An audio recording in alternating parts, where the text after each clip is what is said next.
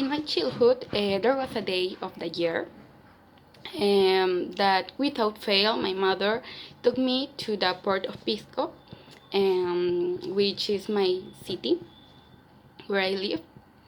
And what we did there was take a boat ride, which was very funny for me because I could see marine animals, see other colorful boats, and listening to music.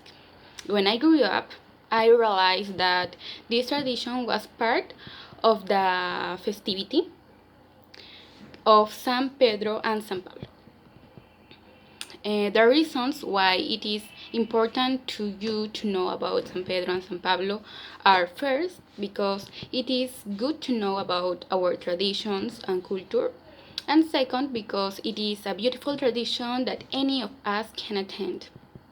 And much of what I will say below is taken from an informative investigation conducted by El Comercio and from my own experience.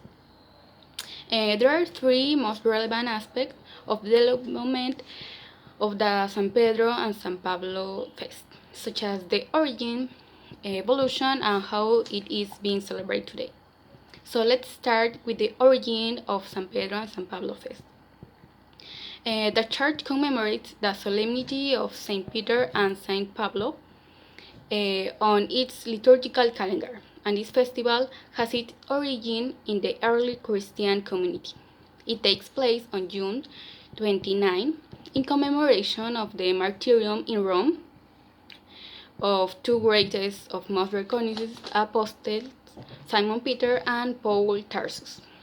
Saint Peter, that was disciple of Jesus and the first pope of the Catholic Church, before being a follower of Christ, was a fisherman, and then Jesus introduced him to be a fisher of men, and later the rock of the church. While Saint Paul, in his beginnings, was a persecutor of Christians, until he converted to Christianity and changed his name, becoming a saint recognized as Stephen of the Gentiles. Now, you know who Saint Peter and Saint Paul are? Let's take to a tradition carried out. Since 1850s, the tradition has been to walk around the image of Saint Peter across the bay.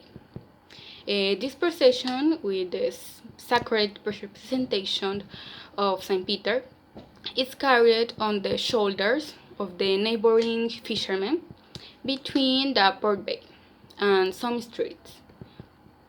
Also, very early in a sailing boat, the representation of Saint Peter too, they had to bring live fish with him. So now that you know the main tradition of this holiday from years gone by, we will see the current ones. At present, it is celebrated in various ways according to the city. For example, in Chimbote, there is an artistic fair and on international level. In addition, there are large number of boats and launches that leads from dock to Island Blanca, where the fest begins. And while in Callao, in homage to this festivity, there is a serenade that takes place the day before.